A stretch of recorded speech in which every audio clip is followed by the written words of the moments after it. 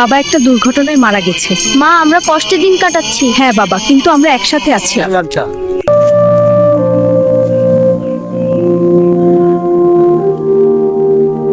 হে আল্লাহ, আমার মায়ের দুঃখ কিভাবে সহ্য করব? আমার স্বপ্ন কিভাবে পূরণ হবে? আমাকে বলে দাও। সব কষ্ট লাঘব হবে। শুক্রবার রাতে ঘরের জানালা খোলা রাখিস, আমি কিছু দিব, ভয় পেও না। প্রিয় বালক, ভয় পেও না, আল্লাহ সর্বদা সমজয় না। প্রতিটি শ্বাসের সাথে তাকে ভুলো না, কারণ সে সর্বত্র আছে। শুক্রবার রাতে জানালা খোলা রাখিস, তোর দুঃখ শেষ হবে। সব কষ্ট লাঘব হবে।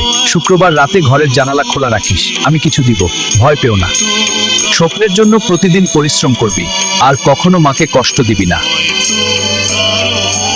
সকালবেলা ঘুম ভাঙতেই পিন্টুর চোখ বিস্ময়ে বড় হয়ে গেল।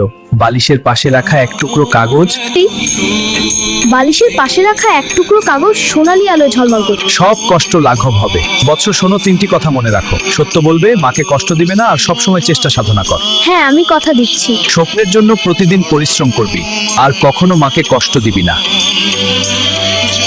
সেই দিন থেকেই বদলে গেল পিন্টু। খালি মাঠে দাঁড়িয়ে গান গাইতো, রাত জেগে পড়তো, মায়ের কাজে সাহায্য করত। খালি মাঠে দাঁড়িয়ে গান গাইতো। রাত জেগে পড়তো, মায়ের কাজে সাহায্য করত।